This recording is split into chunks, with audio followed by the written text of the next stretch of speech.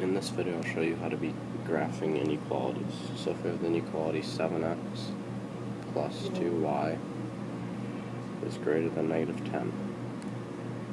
So we have to solve for this equation by just solving for y, just like we normally would any other equation. So the first step would be is subtract 7x from both sides. So we're left with 2y is greater than negative 7x minus 10. And then the final step would be to divide by 2. And then we're left with y is greater than negative 7 halves x, which would be our slope, and then negative 10 divided by 2 is negative 5, which is our y-intercept. So now we go on. Let me just rewrite the equation. The inequality. The difference between graphing inequalities and graphing equations is that when graphing inequalities, it involves shading and whether or not the line is dotted or solid. So if we have our graph, the first step would be to graph the y-intercept, which is negative 5. So let's just say that's negative 5 right there.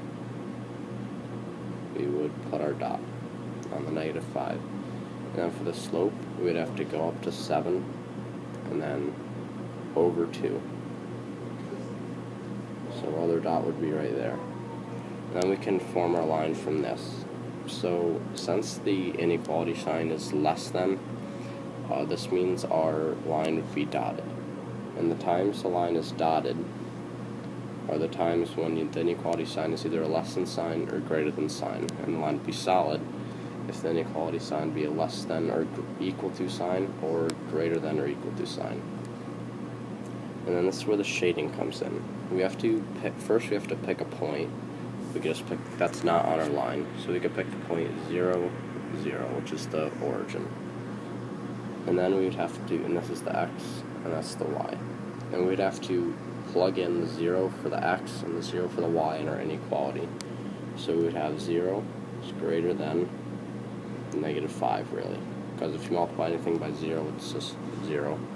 And then it's just minus 5. So, and then we look if this statement right here is true or false. If it's true, we would shade toward the point we picked, and if it's false, we would shade away from the point we picked. So since 0 is greater than 5, we would shade toward the point of origin, or the point 0, 0. So that's what our final answer would look like.